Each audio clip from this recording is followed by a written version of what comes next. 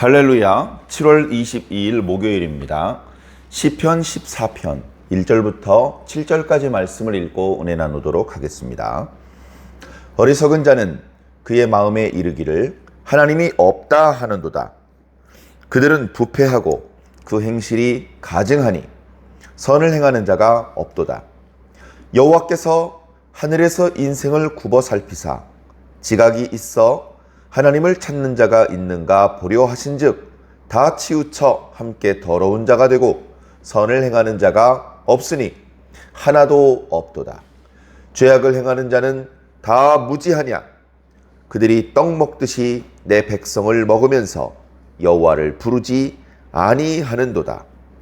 그러나 거기서 그들은 두려워하고 두려워하였으니 하나님이 의인의 세대에 계심이로다.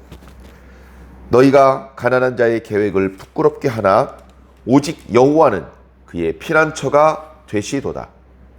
이스라엘의 구원이 시온에서 나오기를 원하도다. 여호와께서 그의 백성을 포로된 곳에서 돌이키실 때에 야곱이 즐거워하고 이스라엘이 기뻐하리로다. 아멘. 감사합니다.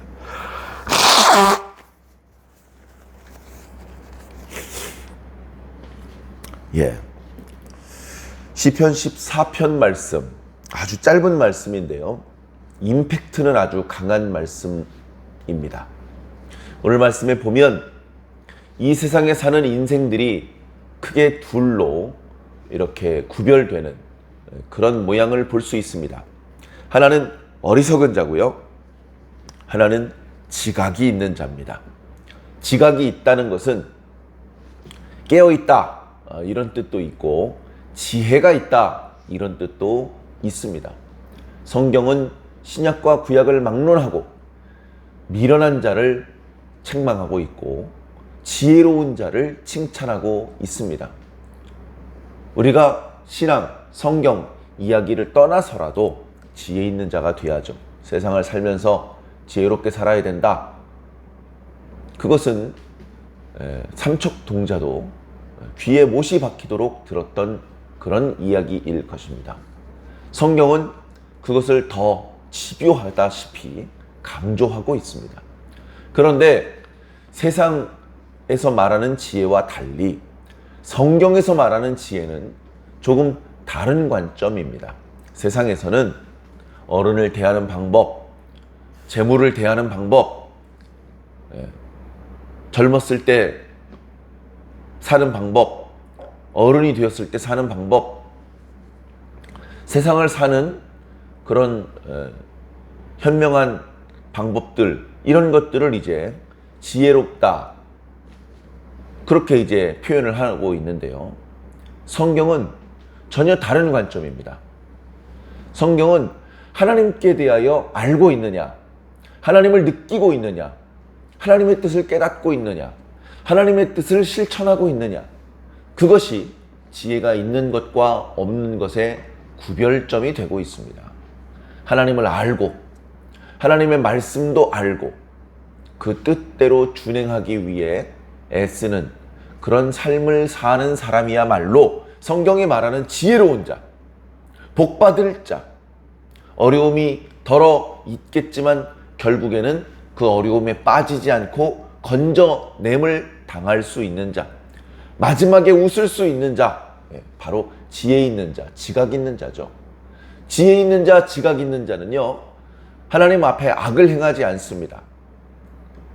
악을 행하지 않기 위해 최선의 노력을 다하면서 살고 있습니다. 하나님께서 기뻐하시는 선을 행하면서 삽니다. 그리고 틈틈이 하나님을 찾고 하나님의 이름을 부르는 모습이 나타나고 있습니다. 이들은 이 땅에 보이지 않는 하나님을 드러내 보여주는 등대와 같은, 신호등과 표지판과 같은 그런 귀중한 사명을 감당하며 살고 있습니다. 안타까운 점이 있다면 세상에 이런 지각 있고 지혜 있는 자는 많지 않은 것 같습니다. 이 세상에는 온통 미련한 자들로 가득 차 있습니다. 미련합니다. 하나님께 대하여 미련합니다. 세상적으로는 부자일 수 있습니다. 지식인일 수 있습니다. 그러나 영적으로 하나님께 대하여는 무지하고 무식하고 미련합니다. 그렇게 미련하다 보니까 오늘 1절 말씀에 벌써 미련한 자는 그의 마음에 이르기를 하나님 같은 건 없다, 이렇게 말을 한다는 것입니다. 그리고 이런 내적인 확신은 어떤 행동을 불러일으킵니까? 선을 행하는 자가 하나도 없도다. 하나님이 없다는 그런 판단과 이 세상을 살면서 이웃들을 대하고 또 자연을 대하는 그런 태도에 선한 모습이 전혀 나타나지 않게 되는 것으로 그렇게 연결이 된다는 것입니다.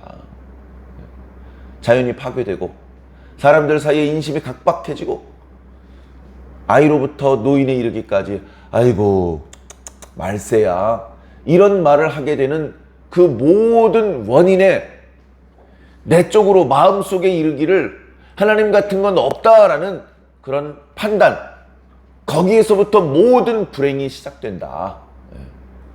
그것을 오늘 시편은 일갈하고 있는 것입니다. 자, 하나님께서는 많지는 않지만 이 땅을 향하여 항상 관심을 가지고 보십니다. 하나님이 등장하지 않는 것 같고 말씀하지 않고 침묵하는 것 같고 심지어 없는 것 같지만 그것은 무지하기 때문에 하는 말이고, 실질적으로는 하나님은 항상 우리의 말소리를 듣고 계시며 우리의 모습을 살펴보고 계십니다. 하나님께서는 항상 이 땅 가운데 지각이 있는 자가 혹시 있나 살펴보고 계십니다. 그의 기도를 들으시고 그를 돕기 위해서 항상 지각 있는 자를 향하고 계신 것이죠. 그런데 없습니다. 씨가 말랐는지 지각 있는 자를 찾기가 너무나 어렵습니다.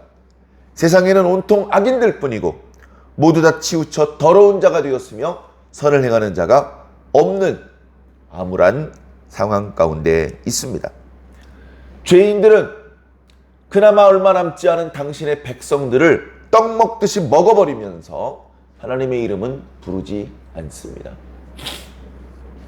자, 사랑하는 성도 여러분, 오늘 말씀 속에 그리고 우리가 성경을 읽으면서 악인들에 대한 묘사가 나타나면 주의 깊게 보십시오. 우리에게서 악인의 모습을 다 버려야 됩니다. 우리도 모르게 악인의 모습들이 우리 속에 들어올 수 있습니다. 우리가 그것을 얼른 감각하지 못할 수도 있습니다. 그러나 말씀의 거울에 비추어서 이게 악인의 모습이야? 아유, 얼른 버려야 되겠네. 이렇게 하나님께서 싫어하시는 것들은 하나둘 버려나가고 하나님께서 기뻐하시는 것을 우리 속에 담는다면 우리는 참된 하나님의 백성이 될 수 있을 것입니다. 그래, 하나님의 이름을 부른다, 하나님께 기도한다, 하나님께 예배를 드린다, 그런 의미도 될 수 있고, 삶 가운데 하나님을 중심축에 두고 산다, 그런 의미도 될 수 있을 것입니다. 그러나 악인들은 더 이상 하나님께 예배를 하지도 않고 기도하지도 않고 하나님을 삶의 중심에 놓지도 않습니다. 완전히 하나님을 무시하는, 심지어 대적하는 모습으로 살게 되죠. 이대로 하나님께서 영원히 등장하지 않으신다면 이 악인들이 승리할 것입니다. 이 악인들이 계획하던 일들이 다 성취될 것입니다. 그러나 그것은 하나님의 정의가 아닙니다. 그래서 하나님께서는 결국 당신의 모습을 드러내 보여주십니다. 하나님의 모습이 드러났습니다. 그 모습을 보고 악인들이 두려워하게 될 것이다 라고 말하고 있습니다. 하나님께서 등장하신 것이 악인들에게는 깜짝 놀랄 일이겠죠, 물론. 왜냐하면 하나님 같은 건 없다라고 확신하고 살고 있었기 때문에. 그런데 이 악인들을 이렇게 크게 두렵게 만드는 이유는 하나님께서 의인들과 함께 하시는 것을 보았기 때문에 그렇습니다. 자신들이 무시했고 멍청한 놈이라고 말했고 때려주었고 그들을 떡 먹듯이 했는데 하나님께서 우리가 감당할 수 없는 전능자가 의인 편에 서 계시다. 그 사실은 아직 하나님께서 입술을 열어서 죄인들을 정죄하고 꾸짖지 않으셨지만 벌써부터 죄인들은 두려워할 수밖에 없는 그런 상황이 된 것입니다. 하나님께서는 그 악인들에게 말합니다. 너희들이 가난한 자의 계획을 부끄럽게 하였구나. 가난한 자가 누굽니까? 물질적으로는 가난하지만 영적으로는 지혜롭고 영적으로는 하나님을 찾는 자이고 이 세상에서 지각이 있는 자로서 하나님의 사랑을 받고 있는 자들을 가리킵니다. 그런데 이 지각 있는 자, 하나님을 찾는 자, 그러나 물질적으로는 가난한 자들이 악인들에 의하여 무시를 당하고 그들의 그 의인들의 계획이 부끄러움을 당하게 됩니다. 그러나 하나님께서 등장하셔서 모든 상황을 역전시켜 놓으시는 것이죠. 그러나 오직 하나님께서는 너희들이 그렇게 무시하고 멸시했던 저 가난한 자들의 피난처가 되어 주실 것이다. 너희들이 더 이상은 저 가난한 자들을 괴롭힐 수도 없고 그들을 넘어뜨릴 수도 없게 될 것이다. 그들을 하나님께서 꽉 붙잡고 계시기 때문에 너희들이 계속 그들을 밀치면 너희가 넘어지게 될 것이다. 그것이 하나님의 말씀입니다. 이 말씀은 악인들에게는 두려움이 되겠지만 의인들에게는 큰 위로와 희망의 말씀이 될 것입니다.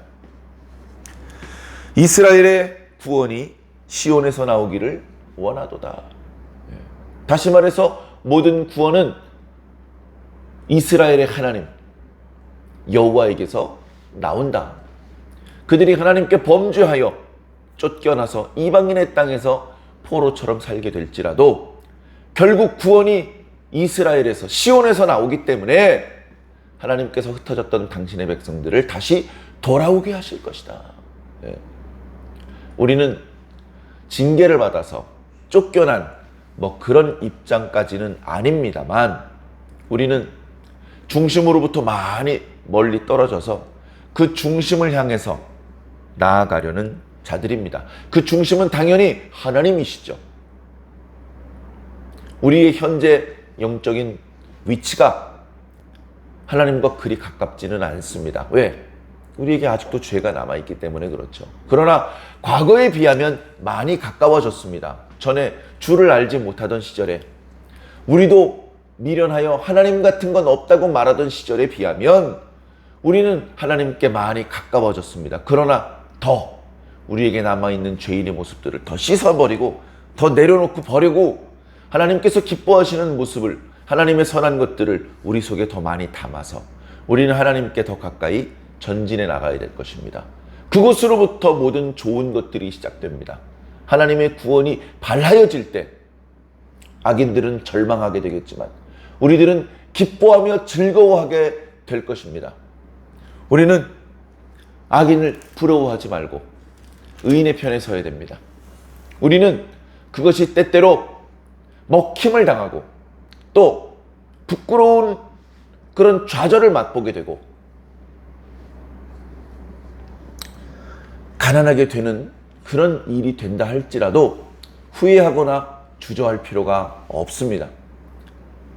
우리는 하나님께서 기뻐하시는 길로 가야 됩니다. 우리는 하나님 한 분만 보고 가야 됩니다. 이것저것 다 따지고 모든 조건이 내 마음에 들면 움직인다. 그렇게 생각하는 사람은 한 걸음도 움직이지 못하게 될 것이며 그는 결국 미련한 자의 분류로 속하게 될 가능성이 많습니다. 우리가 기존에 가지고 있던 우리의 가치관을 내려놓아야 됩니다. 우리가 아직 다 알지 못하는 것, 우리가 아직 다 깨닫지 못하는 부분, 바로 그 부분에 서서 하나님께서 일하고 계십니다. 하나님께서 반드시 의인의 세대와 함께 하신다는 것을 기억하시면서 우리가 바로 그 의인의 편에 서는, 우리가 바로 그 의인에게 포함되는, 의인들에게 소속이 되는 그런 지혜롭고 참된 주의 백성들이 꼭 되시기를 주님 이름으로 간절히 축원합니다.